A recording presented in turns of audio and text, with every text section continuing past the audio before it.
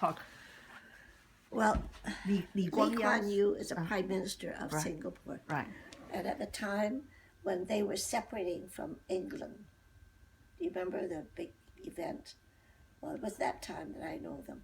And my very good girlfriend, Pamela Chow from Hawaii, was marrying his brother, Lee Kuan Yew.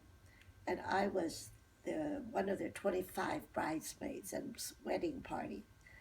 So I helped her bring her wedding dress from Hong Kong to Hawaii. She had her wedding dress made there, all full of diamonds and sequins and all that. And then I had met the Chongs a long time before that, so they were really good friends of mine.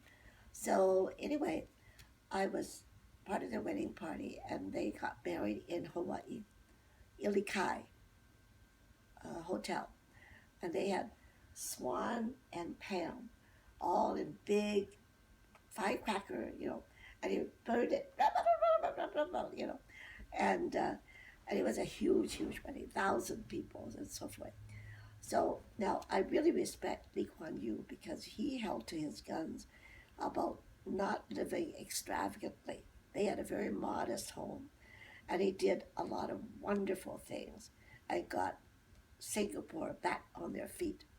I remember when I visited that they were bringing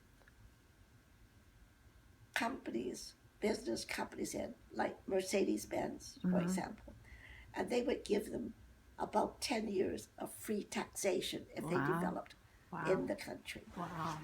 And so that is an incentive for them. Mm-hmm. And then also, they were building apartments at one every hour for a time to get them with housing for all the people. Because there was a lot of people that homeless, and he just really brought that country up to par. It is a state of politics, clean, and everybody teased that you can fry an egg on the steps and eat it, and we literally did that when we were there. And there was no crime, everything was very. So now so the Mama Lee came over here in 1958, around then, and we had the first Walk for Mankind, a fundraiser, and I organized the first walk that you pledge so much money, and if you walk so many miles that they raise money for the event. I was the first one to set up that kind of fundraiser, and then since then the March of Dimes had it. Everybody uses it now, but at that time Mama Lee came, and it was right here in this apartment that we held after the walk.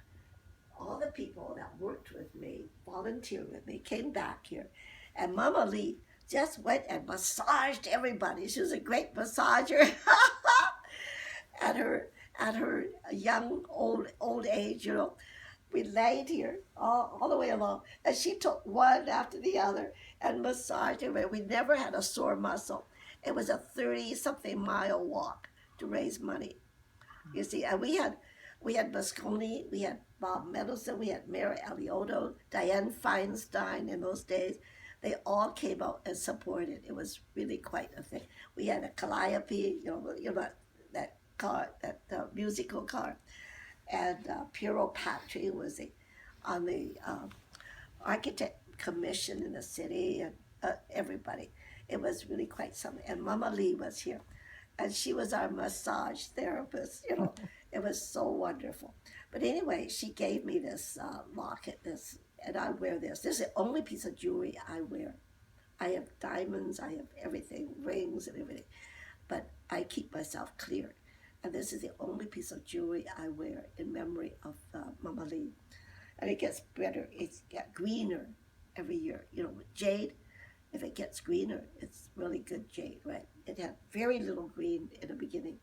And so, but anyway, I went back for Lee Kuan Yew's nephew's wedding. and this is a son of Monica, the sister of Lee Kuan Yew. And so his name is Chu Chan. And he was marrying somebody also with the last name of Chu.